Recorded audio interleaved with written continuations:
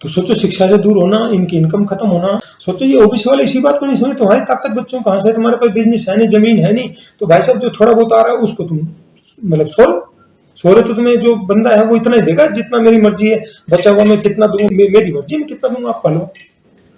तो बिना मांगे तो अपने आप को देने वाले है नहीं, और खासतौर से जिन लोगों का षड्यंत्र रचने का चरित्र वो आपको तो कामयाब होने नहीं देंगे।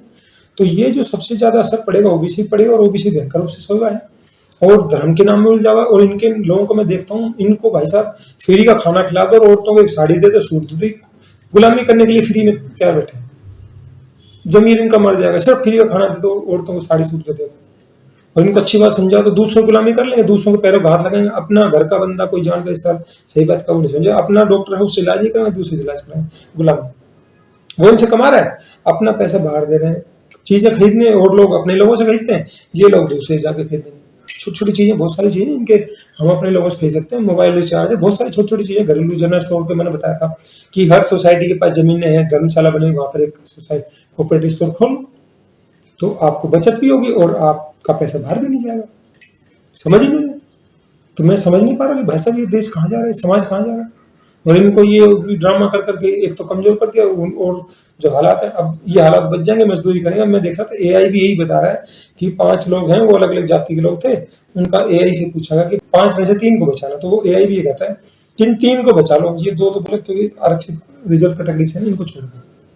तो सोचो कितना भयंकर खेल हो रहा है।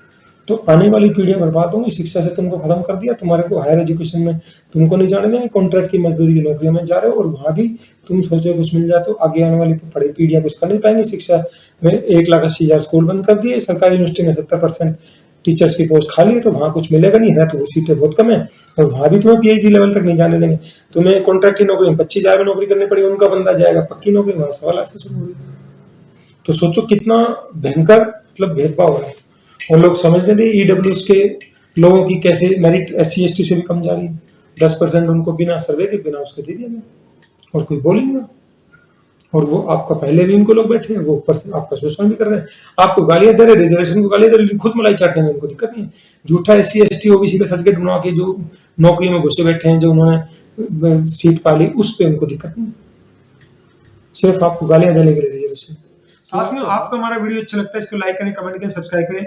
आपको हमारे वीडियो में कोई भी कमी लगती है, इंप्रूवमेंट लगता है, सजेशन लगता है, आप हमें कमेंट सेक्शन में जाके जरूर बताएं, ताकि भविष्य में जो भी जानकारी लेकर आए आपको बेहतर से बेहतर जानकारी दे सके। धन्यवाद, जय हिंद।